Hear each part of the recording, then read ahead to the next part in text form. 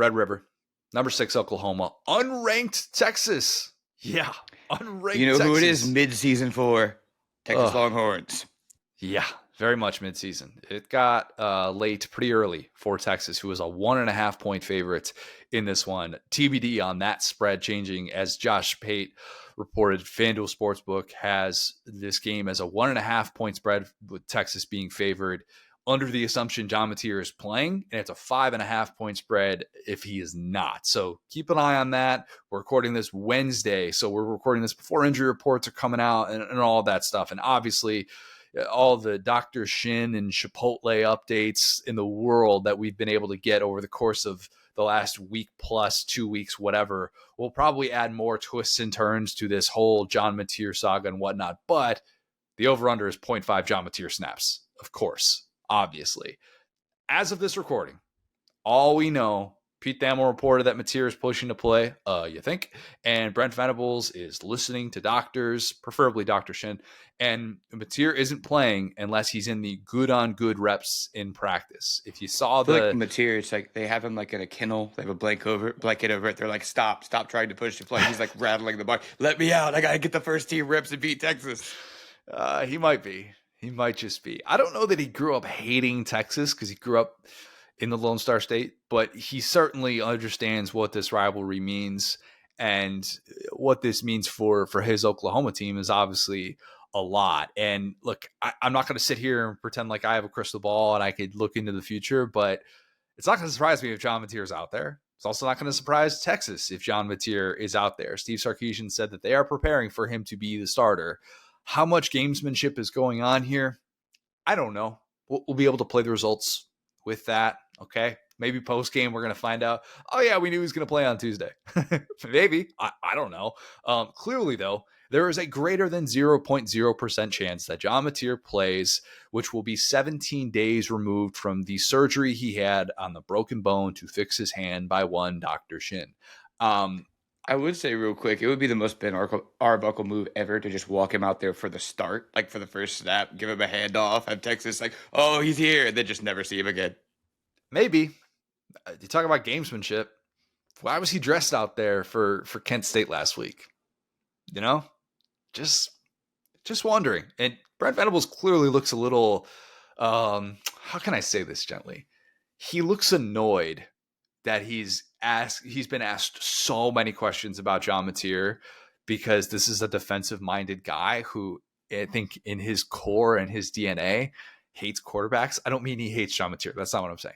I'm saying that he hates all the attention surrounding it, and he would rather talk about, hey, how are you going to dial up pressures against an offensive line that just allowed 6 sacks against Florida? Hey, what's it going to take to get Arch Manning flustered in his first Red River game? Like, what is that? That's more of what he would like to be talking about, as opposed to, hey, any update on this guy? Any update? Blah, blah, blah. It comes with the territory, man. I don't know what to tell you. Like, this is kind of the job that you signed up for when you agreed to be the coach at Oklahoma. Like, this is just reality. I'm not saying that Oklahoma thinks like this. I'm not saying that Brent Venables thinks like this, but this has turned into an extremely favorable outside perception game for Oklahoma, and here's why. If Oklahoma loses this game, Will, the selection committee that very much cares about quarterback health, as we know, is going to give OU some grace. They will. I hate to say this, but truly, year to year, we don't even know that. Like, because there have been years where they've set precedents, and the next year they have turned it down. They might be like, True. You know what? Actually, we'll give you an upgrade if you ever hurt quarterback adversity. Yeah, if you win this game, that is considered probably an upgrade for OU from that standpoint. You're graded on a curve, so to speak, if you've got your backup quarterback out there, or you're also graded against the curve if you're Florida State and you don't look the part with a backup quarterback. But if John Mateer is out there and he loses to Texas, oh, well, it was a miracle that he was even out there 17 days removed from the surgery. And what a miraculous thing it was just to see him recover this quickly and expedite his rehab, all those things. If Michael Hawkins Jr. loses to Texas, oh, well, he's a backup quarterback who lost 34-3 in this game last year. Yes, it would be the first time that Texas won consecutive Red River rivalry games since 08-09. And people would again be very much talking about the Longhorns being part of playoff contention. Have they figured things out? Did they turn the corner? Like that part would stink for Oklahoma, obviously. But if we just focus on the Oklahoma perception as far as how the rest of the sport views OU, really not all that bad in the 12-team playoff era. Really not all that bad. Nobody wants to lose a rivalry game or anything like that. Not diminishing any of that for OU fans. It would hurt. Of course it would. I am speaking on how they would be viewed by people who talk about this sport and by people who make decisions in this sport. Most importantly, the selection committee. That is the downside, your worst case scenario if you're Oklahoma in this one. But if Oklahoma wins, if Oklahoma wins, buddy, that is a flex for Brent Venables unlike any that he has had. Even more than 2 years ago, because the current quarterback context matters. And it would be loss number 3 for an unranked Texas team who would enter the latter half of the season in search of its first power conference win.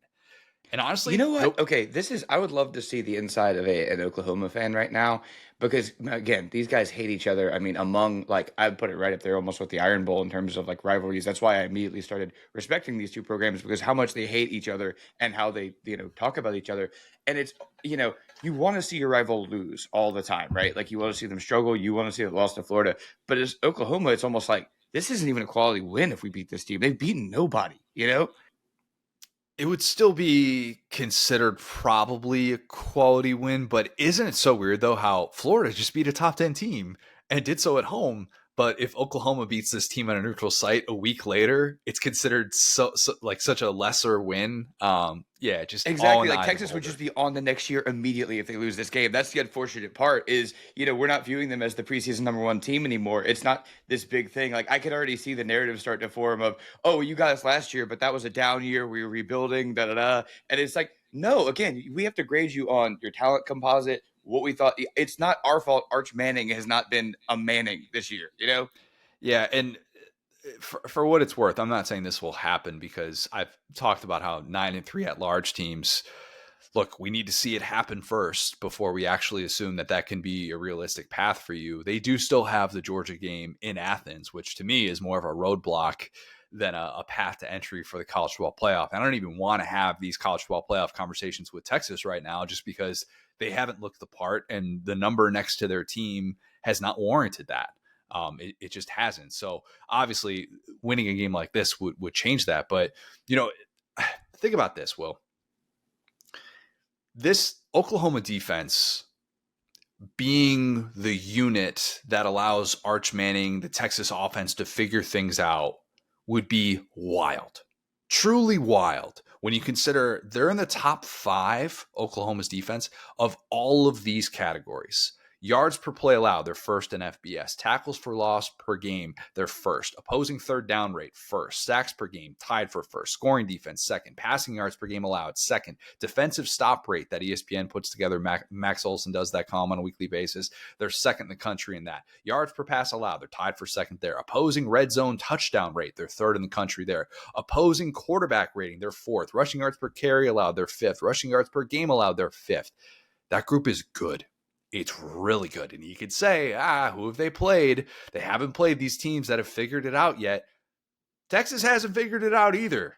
So how different is Texas? Scheduled the two kind of preeminent Big Ten powers. Like, sorry, Oregon, but historically it's Michigan and Ohio State. One of them had like the saddest performance ever, and the other one had a super fun one. And you know what? I'll say this. You talked about midseason. I think this is the official point in the season where stats count. Can we say that? I agree with that. I agree because it can be so skewed the first like week 3 or week 4, and I'm always hesitant. Sometimes you can see a stat that's really eye popping and throw it out for engagement, and know in the back of your mind, water's probably going to find its level with this, and it's probably a little bit skewed.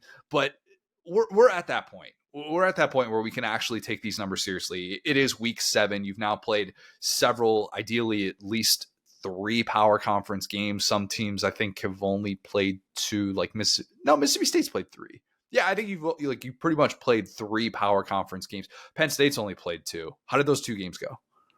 Not well. They played them. They participated. So yeah, I agree. Stats count at this point. Yeah, I mean, and I will say that now this does sound like a little bit of narrative building, but the more I think about it, man, it almost feels like Oklahoma kind of broke Auburn because if you look at how we were talking about Auburn at the time and how we Texas has talked only about played them. two, by the way. Sorry, that was a dumb thing for me to omit. Texas had played two, just like Penn Yeah, they State. played. No, that's the My thing bad. is that My same bad. kind of same deal there. It's Penn State. It's like, well, they Yeah. participated in an SEC game or two. Anyway, so point being, I think I feel like that Auburn win, and again, we could talk about the penalty or the should be penalty. But I think that win will age worse than it was at the time. It's going to be hard for us to put ourselves back where we were at the time of that game, where like Auburn was on the rise, they were a ranked team and all that. But I think that how about this? Brent Venables has understood defense every year of his coaching career. I think this is a very real defense, and I completely agree with you that if Arch Manning figures this out, it will be even more shocking than if Bryce Underwood had figured it out. And boy, howdy, didn't he? Yeah, because there's a lot that Arch needs to figure out. Like, and especially with how bad their offensive line is, you just can't bank on getting the protection that you need for him to be able to work through his progressions and kind of operate the way that Steve Sarkisian, I think, envisioned him operating in this offense. Like, you can't run the ball either right now. I mean, Arch doesn't even have a 50-50 guy yet. Texas only has 4 contested catches this year, which is tied for Georgia for dead last in the SEC. That's not supposed to be who this Texas receiver room was. And I realize you lose Matthew Golden, you lose Isaiah Bond, you lose the ever underrated peanut butter in the back of the pantry, Gunnar Helm. Like, you lose a lot of these important guys, and you were expecting a DeAndre Moore. You were expecting Ryan Wingo. Ryan Wingo's figured things out the last couple of weeks, but DeAndre Moore spent the first part of the season banged up. Like, Livingstone has looked great in moments, but still, like, you just need to figure out who those guys are. And Texas just doesn't know where to turn on third down. And figuring that out on third down against this defense, it's just not typically the way that it happens. So I do think it would be a minor miracle if all of a sudden Texas is just like clicking on all cylinders and it took Oklahoma to wake them up. I mean, and I'll say too, like I really don't blame the Texas receiving core there. Like I feel like I'm hearing, "Hi, I'm Ryan Wingo. Welcome to Jackass." Every time there's a pass thrown to one of these Texas receivers, like why would you go up for a 50-50 ball in this offense? Truly, because he's like put the ball low and away, and the DB is like, "Can I even hit someone like this? It's not 2005 anymore. I feel like this is illegal." Like that's the best thing that's protecting these receivers is guys going, "I got to pull up and not get targeting." And so, yeah, like I'm sure Texas has talented receivers, but we're kind of at a point where it's like, hey, like, what is your incentive? It's not like where it was last year where it's like, hey, we clearly have goals. My quarterback's going to take care of me. It's like, if I fully just lay out for this pass that's 5 yards in front of me and get my head taken off, it's still fourth down. Why would I do that? So I'm not going to blame the receivers there. I think they just need to be in time. And something that we hit on after the Florida game and how Texas had kind of, I guess, devolved would be the word for what they've done is that I thought their game plan was awesome against Ohio State.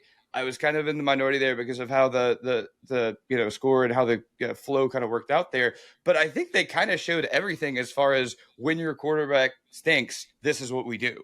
And I think they kind of put it all on tape to where Florida was like, you're not going to be able to do this same stuff against us because we'll be looking for it and we're going to make Arch beat us. And again, he looked better in that game, but it felt like that was their strategy and it worked to a T. And again, we talked about Brent Venables with his wry Grinch-like smile against Bryce Underwood. I feel the exact same way looking at Arch Manning of like, again, we got like the underrated 3-star transfer. They were going to fire me. Texas is the golden child of the SEC. They're changing rules for him. And he's looking across the sideline going, my quarterback's way better than yours right now. I'm about to make you feel it. I'm interested how Texas tries to attack OU. I really am because lost in the shuffle of that Auburn game, Cam Coleman was darn near unstoppable. He was great in that game. Now, Eli Bowen, All-Band the Drum Team member, love me some Eli Bowen. Expected to return for OU in this one after they haven't had him the first part of this season. Could be really important to be able to line up on Ryan Wingo on the outside and get some of those more favorable matchups that Auburn really did a good job of exploiting when Jackson Arnold was actually able to get rid of the football. So can Texas do some of that? Can Texas just find any sort of identity to be able to string chunk plays together? That's going to be the biggest question in this game for me. But just context is always relevant. Well, it's always relevant. And I just want to go back to August and tell an Oklahoma fan. I wish I could go back on KREF and tell all my friends, that live and breathe this stuff for Oklahoma. Tell my guy Dari, hey, OU's going to have a chance to start 6-0 going into Red River. And Texas, And by the way, let me take you back potentially. to exactly where you were. Sorry, I hate to cut you off, but that was when we were looking at Venmo transactions. That was the true bottom. Yeah, right. So, like, just go back and tell them, hey, OU's going to have a chance to start 6-0, and Texas could potentially be 3-3 with a reeling offense. That would have been OU message board fantasy stuff right there, like just fan fiction. If somebody threw that out there and bold and brash to us or something like that, we would have said, all right, let's lay off the boomer Kool-Aid right now. Okay, let's chill. But that is 60 minutes from happening, Will. It's not even that crazy. But I just can't envision that world. I can't shake the feeling that Texas continues the theme of this college football season so far. And that is, it is a week-to-week sport. And who you are the week before doesn't mean it's going to be who you are the week that you have coming up. This Texas team shows up tougher than it was last week, actually gets off blocks, realizes that, oh, it wasn't just a bunch of self-induced mistakes, and, oh, you know what, they had nobody to blame for themselves. No. Comes out, plays harder against an Oklahoma team that will be desperate, maybe not quite as desperate as Florida was. Texas ends up being the tougher team in this game, finds a way to win 21-17. So I hate to make it into like the just basic take here about, well, if the quarterback is healthy, I like this team, but if he's not, I don't. It's So big. It's big. I mean, but they're just so different. I mean, let me ask you this question: what do you think about the potential of a Michael Hawkins statement game here? Is that on the table? It's on the table. It's on the table because, look, 34-3 last year was rough. It was really, really rough. I think I would feel differently, and I just got done saying it's a week-to-week sport. Just because this is who you were last week doesn't mean it's who you are this week. But there's still the very realistic possibility that Texas defensively is struggling. And it is not necessarily the enforcer that it was last year in this game, wherein OU just had no chance. Now, he's got different surroundings. He's got Ben Arbuckle at his disposal. I don't want to look too much into the Kent State performance where they're basically playing against air. He's got different receivers. Deion Burks being out there healthy is kind of a move the chains guy. Like, there's just so much more working in Michael Hawkins' favor this year compared to last year when he's a true freshman, just swimming in the deep end in this game, a nearly impossible situation that played out. Like, they weren't going to win that game unless it was 14-10. I don't feel like it's plug and chug at quarterback for OU. Maybe OU fans don't want to hear that. I think John Mateer is a difference maker, and you've seen that play out in the first part of the season. So with all due respect to Michael Hawkins, who I give a lot of credit to, like, I would not be expecting him to have a performance that makes us think, oh, Ben Arbuckle could just win with anybody back there. I've seen too much of a difference with the early returns on John Mateer. Yeah, I'm right there with you. And in terms of their style, right? If you look at how Florida was able to exploit this defense, it was on deep shots. We talked about that. And I think it comes down to, where are Michael Taft's eyes? Are they in the backfield looking at the quarterback, trying to stop him from running? Or are they downfield trying to get the, kind of cover the back end of the defense, the guy who leads this team in tackles, actually. And so I think if you're Ben Arbuckle, no matter what, you have to hit those deep shots. Like, you're not going to beat Texas going sideline to sideline, funny as it is, they've been practicing that stuff, I'm sure, for weeks because they didn't really trust their quarterback. You look at their game plans, they are very sideline to sideline. And so if Mateer doesn't play, send it. Let it rip. Because what we can't see is like a cowardly performance, like a sad little, we got a backup quarterback, so we're just going to run power and Right. we're just going to do some option stuff. And you're playing with house money if you're OU and your quarterback doesn't play. And it would be super embarrassing to lose to this Texas team. I get that. But I think your chances of winning are such that I would rather the chance to win by, maybe you throw a bad pick and lose by 10, but you're trying. I'm starting to sound like the guy that was talking to James Franklin about the deep shots. Why don't you just try deep shots downfield? Crawl. Yeah, it makes my skin crawl, right? It's like, but I think you're better off at least trying to hit those deep shots because the more these linebackers can kind of not worry about that, the more they can pin their ears back and just look Yep. at the quarterback, the less effective a quarterback like Hawkins can be when he's trying to play within himself. So I think out of the gate, we got to see shot plays. We got to see some creativity of out of Ben Arbuckle, and say what you will about him, but he's creative. And so that's the thing. I think this is going to be a real statement game for Arbuckle, right? Because he knows what he has, and he's like the only person in America that knows exactly what Oklahoma has right now. And so hopefully it will take Texas, from his standpoint, a quarter or two to figure that out. PK is no slouch either, but they're going to try some stuff I'm sure that they haven't seen in film, and I think we'll be able to kind of tell early, like, are they taking those chances? Are they confusing the Texas defense, or are they just kind of surrender cobraing if Hawkins is out there? I'm not going to rule out Mateer playing, obviously, and that changes everything. But either way, Mateer's the same way. You can protect him by taking those deep shots because, like I said, it just comes down to, you don't want Michael Taft coming downhill into your backfield. I'll put it to you like that. I agree with that. And I honestly think the emergence of Dallas Wilson in his first college game changed how Texas wanted to defend Florida.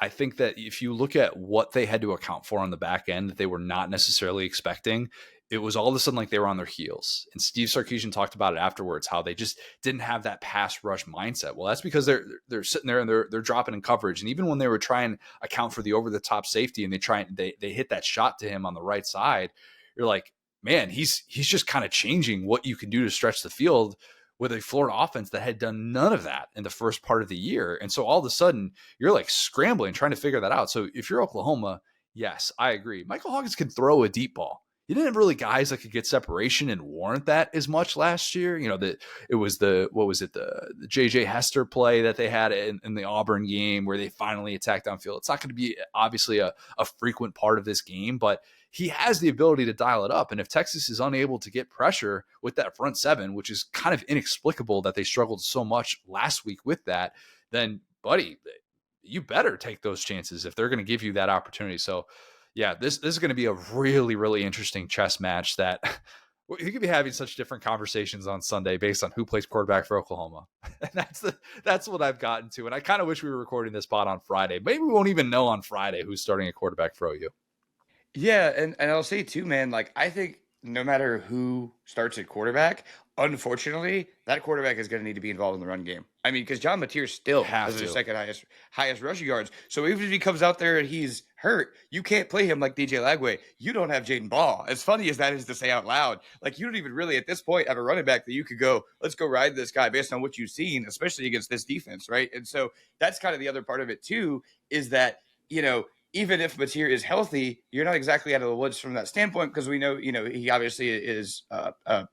He's still looking at 6 touchdowns, 3 picks, so it's not like he's dissecting defenses. I know he's been a lot of 20 to 20, and they kind of score their touchdowns a little bit differently. But that being said, like they're moving the ball. I'm not saying they're not, but again, a lot of his game is at least moving the pocket, at least, just having the threat of a run. So it's kind of like flipped. It's like with Michael Hawkins, you need the deep shots. With Mateer, you got to let him know that you're not scared to run the ball with him, because if they treat him like a sitting duck, I don't think he has the arm strength in the way that Lagway does to be able to just consistently throw these trebuchet shots downfield. So I think either way, you have a very interesting challenge if you're their offense. I'm actually, the more I think about this, the more I'm really fascinated by this game. And worth noting, agree with you, quarterback run game has to be a big part of this. Jaden Ott finally got double-digit touches last week after, let's call it just a weird start. A weird start to his time at Oklahoma. And I think a first month that left a lot of people scratching their heads. So that was a welcome sight to see coming out of that game, because they need to find these options. They were able to get him post spring in hopes that he'd be able to show up in a game like this. And I've talked a lot about the non-Mateer rushing options that need to be there for OU. I would agree. I think that whether it's Mateer or whoever's in the backfield lining up Blaylock as well, like you need to be able to get these options going. I think we get an awesome game. I hope we get an awesome game. I love that there's some drama building up to this. I love that these two teams are in very different places than what we would have expected coming into the season. Although I kind of looked back at my crystal ball and I was like, oh yeah, I had OU undefeated going into this game. That's not really saying a whole lot, considering their one true road game so far was at Temple, mighty Temple. But this one should be really, really good. Cannot wait for this on Saturday afternoon.